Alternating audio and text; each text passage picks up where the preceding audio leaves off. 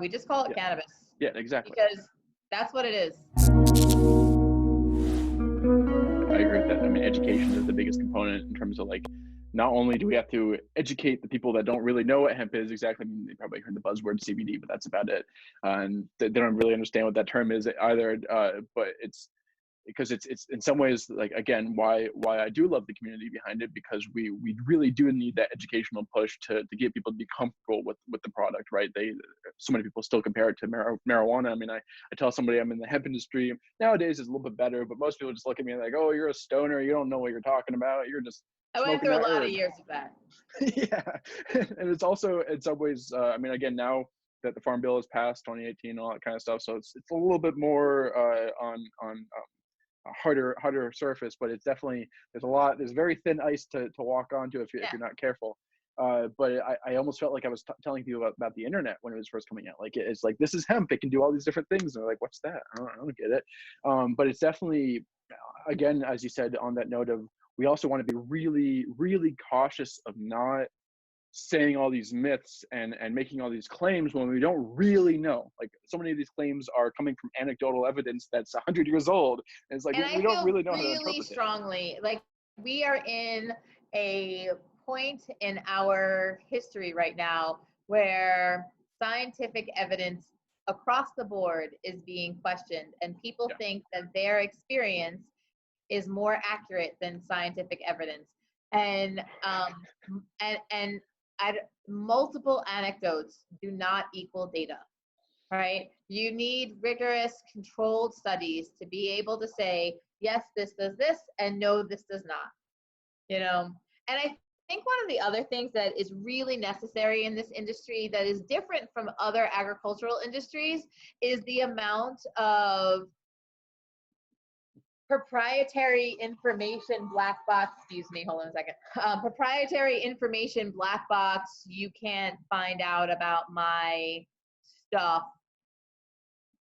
attitude that we have in this industry. Farmers help each other. Farmers share equipment. Farmers share processes. Farmers go and say, oh, you need help with this? I'll come help you with that. You help me with this later, right? And in this environment where we have so many people saying like, well, that's my proprietary process, I'm not going to tell you anything about it.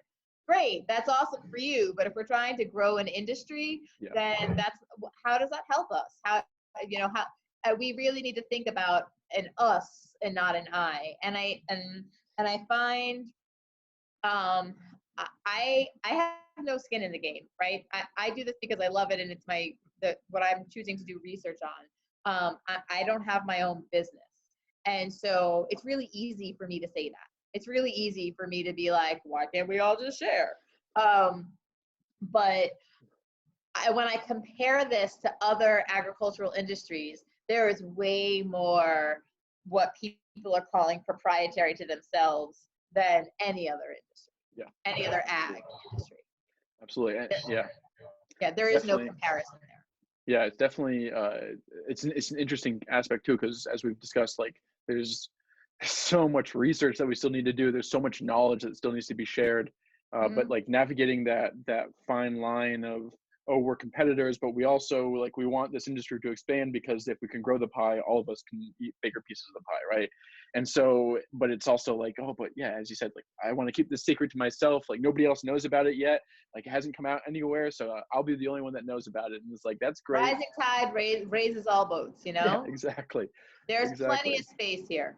Yeah, exactly. And there's also just, I find there's even so many things, especially, it seems like less and less now with the CBD industry, but especially in the CBD industry, there were so many things that people thought were proprietary, and they're just like, not at all. Like, people would come up to me like, oh yeah, we got our own genetics, and we got this like special extraction process that's patented. I'm like, yeah, you're using CO2 to extract this, just like everybody else. Like, oh my God. Yeah. And in that way, it's interesting because people aren't sharing, they don't realize how not unique their ideas are about this. Well, and it also makes everybody reinvent the wheel.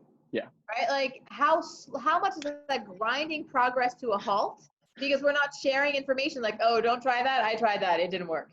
Yeah, absolutely. And that's something that we definitely need to see. I mean, I want to see in many other industries too, but it's definitely, I agree. It's, and it's, it's very much reinventing the wheel, because again, we don't have, there's all this research we don't have. And I mean, we can rely as much as we want on universities and you guys do all the research, but there's only so much you guys can do as well, right? There's definitely like, we need companies to be doing research in order to kind of really get it moving forward. And so yeah, it really, like, there's just so much like that's beneficial about this community and great, but there's also, just as we said, so many frustrations that come along with it. And it's like, to touch again on the whole anecdotal evidence thing, I'd say that right there is by far the biggest thing that gets to me, is like, okay, this is great, you're really enthused about this product, like you're sharing all this stuff, but you don't really know what's happening. Like you're sharing all this stuff, and then, as you said, like 10 years down the road or a year down the road, somebody could be like, oh, well, that's not actually true. And so that it would completely cancel out our entire industry, not completely, but it would do damage to us, right? And we already have enough hurdles to overcome. We already have the marijuana hurdle to overcome. We already have getting legislation to be passed and having that to overcome. And it's just, you know, we here on Morrisville's campus, we don't call it hemp and marijuana. We just call it cannabis. Yeah, exactly. Because that's what it is. Yep. Right. And so in our cannabis minor, right, we talk about how you grow and process and the industry of the entire plant, right? Yep. Because it is one species. And so I think you touched on this earlier, right? That the only difference is a legislative difference, right? It's a definition for law. It has nothing to do with the crop, itself. And so I think that we've just gotten away from calling it hemp or marijuana, and we just call it cannabis. And I feel like we're sort of reclaiming cannabis, because marijuana became like an uncool thing to say. And so for a while there, it was hemp and cannabis. And because cannabis is the cool way to say marijuana, because then I don't have to say the M word, and it's like, okay, right? So now, you know, we're sort of saying like, no, we're growing cannabis. And the cannabis that we grow is for grain and fiber here, and we're growing for extracts also, and we're doing this and we're doing that, right? And so if we are clear and open and not coded in our language, then it just helps education, right? And so really, you know, and I try and correct myself as often as possible, right? That we're talking about cannabis. We're talking about the plant. Absolutely. And in some ways, it makes it more challenging for people to digest, just because they have heard hemp and marijuana for so long. And so like, oh, well, you're growing marijuana. Like, what are you talking about? But at the same time, it's also even easier for people to digest, because so many people are so confused that they think, oh, hemp and marijuana are two different genetics and two different strains. And it's like, well, no, there's like 100 different strains that are classified as marijuana, and there's 1,000 different strains that are classified as hemp, and they're all the same exact plant. You could breed the marijuana plant with the hemp plant. You're gonna get a plant in the end, right? And they're not strains, they're varieties. And I don't mean to be obnoxious by that, right? But that's the botanical term, right? Yep, absolutely. And so we want to sort of reclaim the science of this and be like, no, this is a crop just like any other crop. And so we're going to use the terms that we use with our crop. These are varieties of a plant. And just like we can go and choose a variety of corn that's better for silage, or a variety of corn that's better for grain, or a variety of corn that is better for straight cob eating, right? Sweet corn. The same thing with cannabis, that we can choose a variety that maximizes THC production. We can choose a variety that maximizes stalk growth, right, for fiber. We can choose a variety that maximizes CBD production. So they're all the same species, and they're just different varieties that have been bred for specific traits. Absolutely. Yeah. And that's, again, kind of harping on the whole cannabis thing. That's like something that I really wanted to focus on when I was getting into the industry originally. That's why I called it What Can I Do, not What Hemp Do, or whatever it might be, because it is just the cannabis plant. And right now, legislatively, they're different things, but hopefully 5 years down the road, exactly, it will change to be, this is cannabis, right? And you're growing it for this purpose, and you're growing it for this purpose, and that's just what it is. And then also on top of that too, like the whole aspect that I really hope changes down the road is that farmers are not the ones that are put to like put the issue when it comes to a plant going hot. Like, they should be able to grow the plant, send it to a processor, and then the processor can deal with it. They need to sell the THC into the recreational space, they can do that. If they need to put it elsewhere, they can do that. But it's not that, oh, this farmer, which again is losing money each year and has extreme risk in this game, that they are the ones that are put on the whole thing of, oh, did it test hot? And then also on top of that too, the testing parameters, not even just the testing standards in terms of using the different chemical machines, but just like you can, if you take this plant over here, the timing, if you take this plant over here in the field, or if you take this plant over here in the field, or if you take from the top of the plant or the bottom, there's just so many differences that can happen there, that you could test this plant over here, the top of the plant that maybe has the highest content, test it, test hot, but the rest of the field is completely fine, right? And I think there needs to be a conversation around what it means to test hot, right? So if you're growing for grain, because most of the grain genetics, they're not anywhere near 0.3% THC. The grain genetics are usually 0.03, right? Yeah. We're an order of magnitude below that. So like grain genetics, you shouldn't, like, it's not even a question, right? And so there's more of a question when it comes to fiber genetics, and more of them test hot. But if you're using it for fiber practices and you're testing hot at 0.5, right? No one's gonna smoke that. Yeah. Right? Like, great that you're calling that hot, but 0.5%, right? And I think it's also really interesting that we have two different conversations about cannabinoids. We talk about THC testing hot, and we talk about total cannabinoid content, right? So when we're looking at THC, nobody wants to talk about THCA. They're like, no, we just want to test THC, not THCA, because THC is the only part that's the psychoactive part, right? You forget the fact that you light it, then it's all THC, right? So fine. But then when we're talking about CBD, they're not measuring CBD. They're measuring CBD plus CBDA. Yeah. They're measuring total CBD. So the same people who are talking about measuring total CBD are refusing to measure total THC. And so because we're arguing both sides of the argument, it makes us less reliable. It makes us less trustworthy. So we need to all get on the same page about this, and then have a better conversation about what does it mean to test hot, right? So if you are doing total THC, and you're growing for fiber, right? Then maybe if you're measuring 0.5 or 0.8, who cares? It's not going into anybody's body. It's being, ret in the field and sent off and made into plastic. That shouldn't matter, right?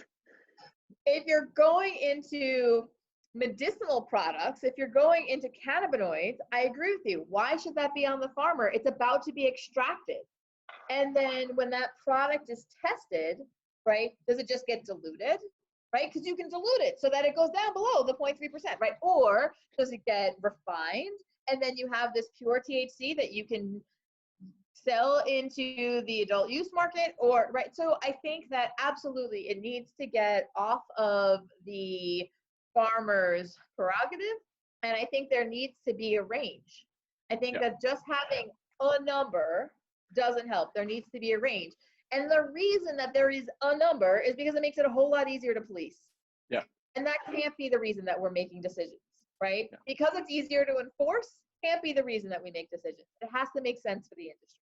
Absolutely, 100%. And then also on top of that, there's, of course, we need to do a lot more research to really understand this, but it seems like there's even potential that like a fiber crop that might actually test hot might actually be a better fiber crop than a fiber crop that might test lower, right? Because there's so many aspects that kind of come into play that the THC might, yeah, absolutely. And so there's that arbitrary number is very limiting in terms of the possibilities that the industry could expand to, and also the possibilities for the industry to even be survivable.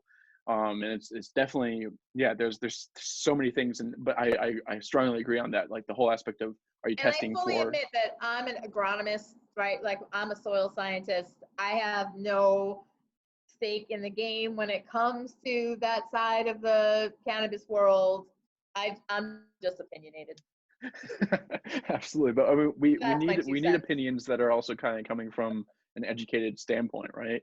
Because you get to see all these other industries that are out there. You get to see how it's affecting the farmers. You get to see how it's also potentially affecting the processors down the chain. And so there's so many aspects that we still really need to figure out. And I strongly agree. We very much need to get onto the same page so that we can actually have a discussion, because if you're having a discussion that both people are on completely different pages, you're not going to get anywhere, right? And you need to be able to be on the same page, or even not even necessarily just be on the same page, be able to admit that you're not correct in everything you're saying, right? That you may have been false in something you said. And that's also something that's an issue. Yeah, there's so many components that we still need to work on, but it definitely seemed like, I mean, when I joined the industry in 2014, or right after high school, so at end of 2014 roughly, I didn't think we would be this far, not nearly as far as we've gotten, especially legislatively. I mean, like at that point in 2014, that was when the first Farm Bill was passed, and like you had to be partnered with universities, and you had to be doing research. And then of course, once it got to New York State. Yeah, it wasn't in New York State. It was in 2016 that we got in New York State. And there had to be like universities partnered, you had to be doing research. And then of course, once that loosens up a bit, and like in New York State particularly, when you didn't have the limit of 10 people can grow, then you can have more. Now it's just the research was, oh, does it grow in this soil? Okay, you can grow the hemp, right?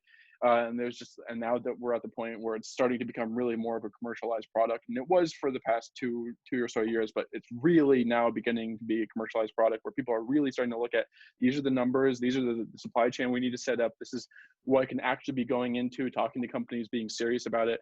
And so yeah, so it's interesting. So kind of wrap this up.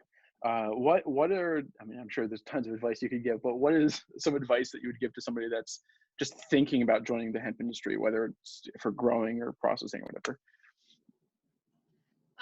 So the advice that I give every farmer is don't put a seed in the ground until you know where you're selling it, right? So you have a contract. Right? And to everybody who is thinking about starting processing, I would say, don't put $1 into processing until you've talked to farmers and said, hey, will you grow this? Right? It needs to go both ways. We need to have those conversations, because otherwise we put money out there and we don't get it back, and then people walk away from the industry. And so that's why we need slow steps. And I think it's great. I've heard a number of people come to me and ask if I know anybody that's growing for this year that they'd like to be, whether it be grain or fiber, that they'd like to be hooked up so that we can start putting those pieces of the industry together. But that is really, if we're looking for success, careful planning is what it's all about. And so I tell everyone, don't put a seed in the ground until you know where it's going. Absolutely. Yeah, no, it's definitely, a lot of people are putting investment first and just expecting it, that whole idea of, oh, if we grow it, they will come. But that's not the truth. That's not the truth in any other industry. And even though people think hemp is so special, it's not the truth in the hemp industry. There's just, hemp is special in some regards, but very much not special in most other regards. So it's definitely, it's been fascinating to kind of like learn about all your research work with you over the years, and just kind of like have these conversations, because it's an ever-changing industry, or industries. They're ever-changing industries. But it's fun. I've learned so much. I mean, that's the fun of this, is that a lot of crops that we've, corn, wheat, soybeans, all the stuff that we've been doing research on for 100 years, that it's really hard to come up with something new and novel, and you just feel like you're repeating what other people do. Like, this is exciting. It's so much fun to be like, I don't know, no one's ever looked at that before. I wonder what it does. Absolutely. Yeah, no, I strongly agree with that. It's if you're interested in learning, it's like being a kid in a candy shop, because there's just so much to it. So to wrap this up, if you're allowing people to contact you, what are ways people can contact you or just find out more about you? Or email is always the best way to get in touch with me. There will be people that would tell you I take a long time sometimes. There are sometimes when you email me and I'm like on it, and I'll email you back in 5 minutes. And there are sometimes where I'm like, I am so sorry, a month and a half has gone by. Here is the information that I can give you. And so I have some information sheets. I developed a basic, so you're thinking about growing hemp. I have a basic information sheet that people are welcome to send me an email. It's gilbertjk@morrisville.edu. You can look me up on Morrisville's website. I haven't started my own webpage. I feel like, this is year 5 here. I should probably do that. If you want some help. Yeah. I might take you up on that. That's the easiest way to get in touch with me, is really through my email. Cool. And I'm happy to send out my information page that I give to people. And it's really sort of a bulleted list of, here are some key things that you need to be thinking about. And for each of the different industries, these are the questions that you need to ask yourself to make sure that you're ready to jump in.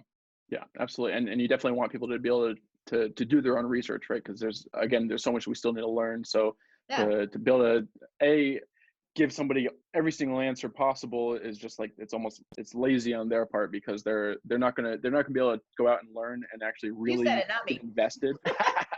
I did say it.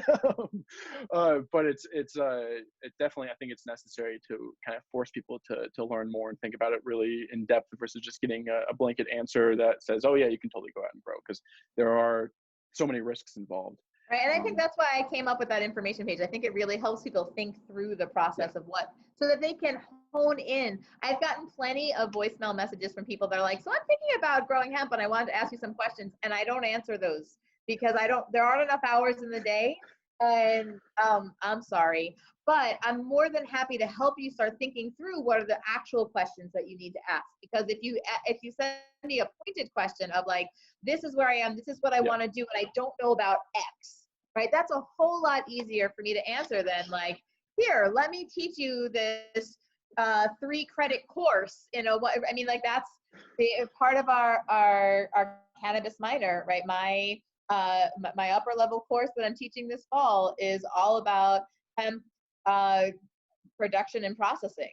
And so all these questions that people ask, I'm like, I can't teach you that in a 2-hour phone call, and I don't have a 2-hour phone call to do that. But here's my question sheet. That's going to get you started. Good luck. Absolutely. And if you have anything to come back to me with, then we can start talking. Yeah, I definitely. Through the consulting I do, there's so many people that I get on the phone with, and they're just like, I want to get into the hemp industry. I'm like, well. And there are a lot of people that still think that you need a college or university partner, and you don't. Yeah, absolutely. Yeah, and it's just there's so much confusion, and there's also just, again, kind of going back to that almost lazy aspect of it. Like, maybe it's just the aspect that there's so much information out there that's really just terrible information. Right, and it's hard to know. And so the other thing that I send people to is the Canadian Hemp Alliance crop production guide, their e-guide, because it has a tremendous amount of information. It's not all perfect for New York State, but it gets you in the right ballpark, and it's a really great place to start. Absolutely. Yeah. And if you want to invest more of your time, then you can really get into the specifics. So, yeah, cool. Well, thank you very much for joining us, Jen. It's always a pleasure to talk with you. And I'm sure in a year or two, we'll have to do another one of these to kind of catch up to see where we're all at. That's right. Yeah. Sounds good. Well, have yourself a wonderful week. You too. Thank you.